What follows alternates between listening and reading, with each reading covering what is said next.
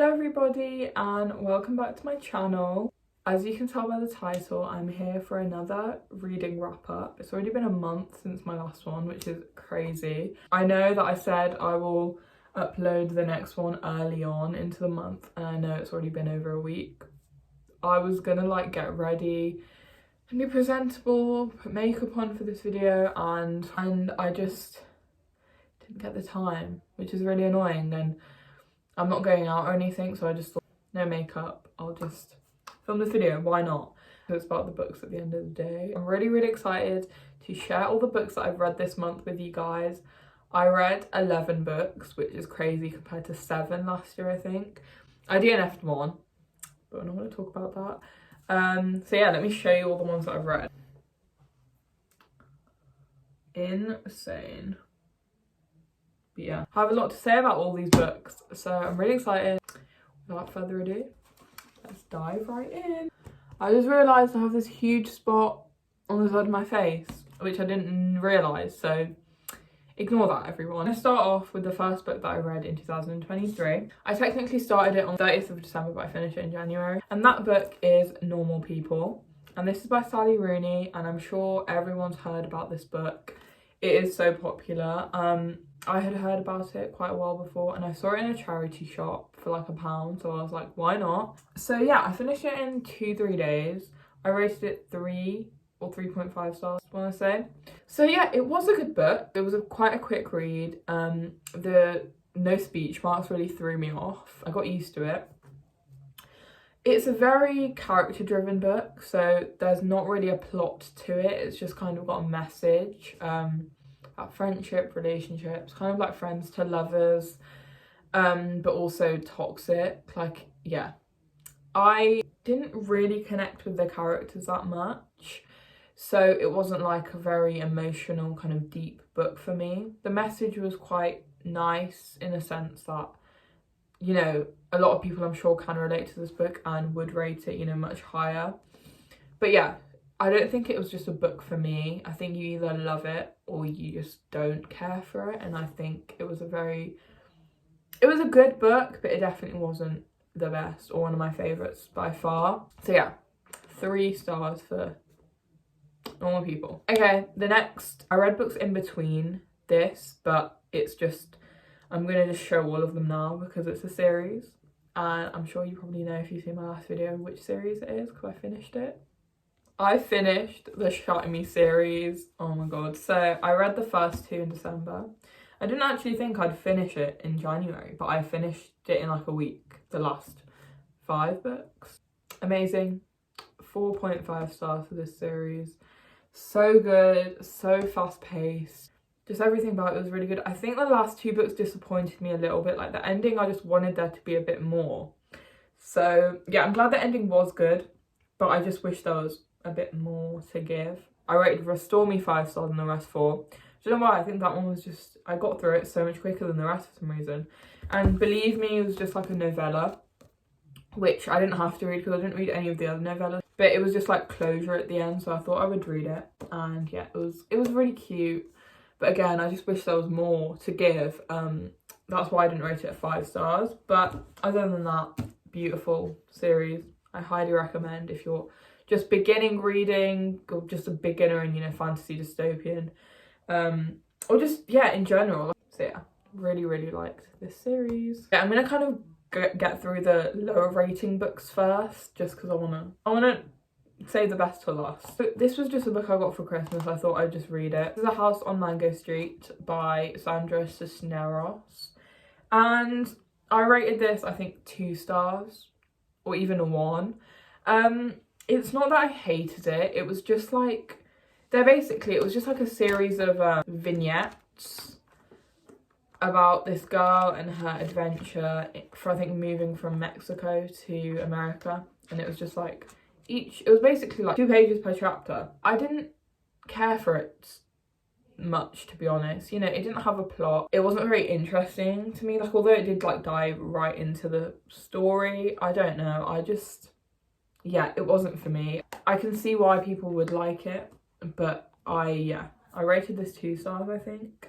Yeah, I did finish it in like an hour or two. It was a very quick read, but that was just because I was like 100 pages. So yeah, don't really have much to say about this book.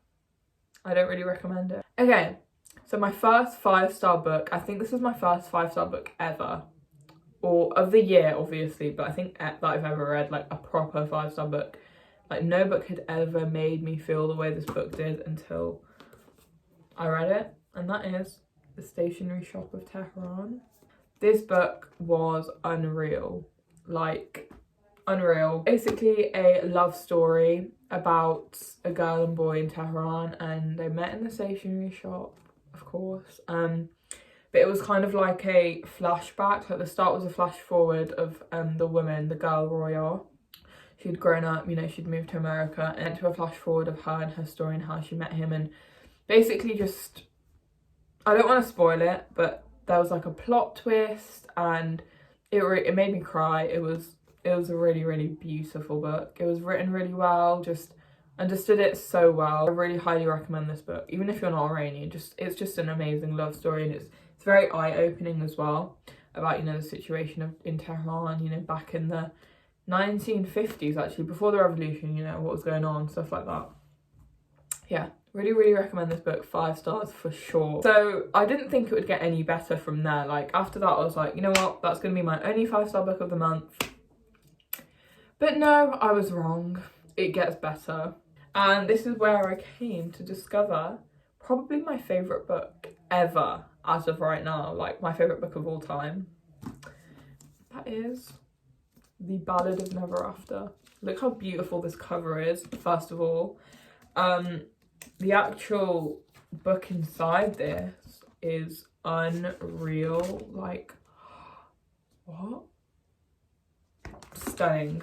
This is basically the second book to Once Upon a Broken Heart by Stephanie Garber. After the first book, that was like 4.5 stars for me. I was like, I have to read the second one, of course, because everyone was like, it's even better, and I was like, what? It lived up to its expectations 100%. It was even better than the first book. I would give this 10 stars if I could.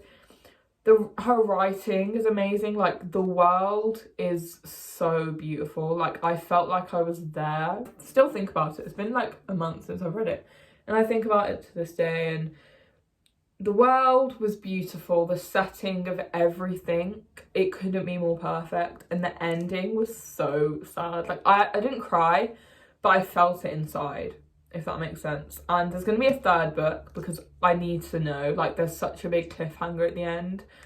There's a third book called The Curse of True Love coming out in September, and I don't know if I can wait that long, but I really hope it doesn't disappoint. I'm sure it won't. I'm like 100% certain that it won't disappoint.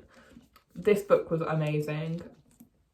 The characters, the world, the way it was written. I love fantasy romance so much, and this definitely is the main reason why.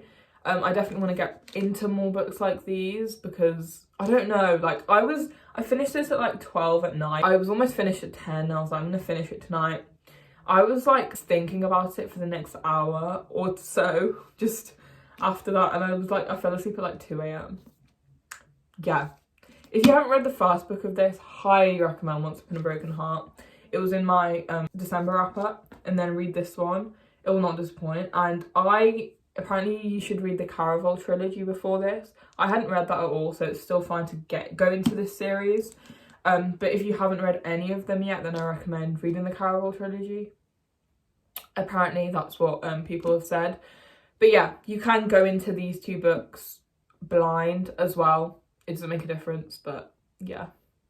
I could talk about this book for hours, but highly, highly recommend this masterpiece. Okay, so the next book was another romance. It is Love and Other Words, and I'm sure you've heard about this book. It is really, really popular. I'd had this on my shelf for a while, I think from Christmas time. I'd heard really good things about it and how it's so sad and stuff, and I really liked that there was a then and now kind of POV. So it started like from now and then it was kind of like a friends to lovers second chance romance trope.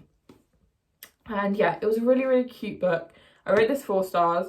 I expected it to be better than it actually was, but it still by no means was bad. It was a really good book. I definitely recommend it. It was really easy to read, a really cute romance. It did make me cry.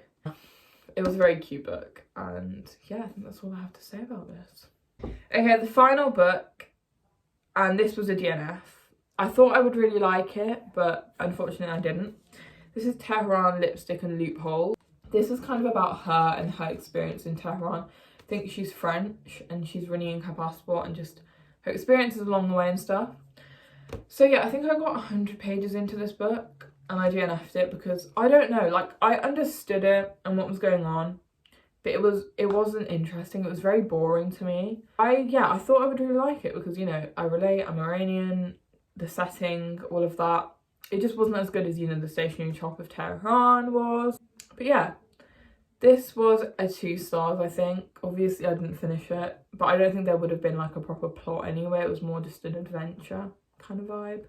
So yeah, this is my final book of January. I don't think I'm going to do a February hopefuls or like books I want to read in February because I've already started a couple books already, and I think that would kind of, I don't know if it would ruin it, but I'll definitely do a March hopefuls, and I'll try and upload my February wrap up at like the start of March, like really soon, after, instead of waiting a week. That was my January reading wrap up, and I really hope you guys enjoyed it.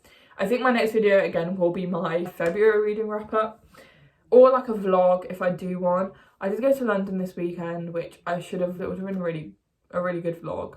Yeah, I'm just really busy with like revision and exams right now, so I'll try and get another video up this month for you guys. If not, then stay tuned for my February reading wrap up. I'm sure it will not disappoint. And yeah, again, I really hope you guys enjoy this video, and I'll see you next time. Bye guys.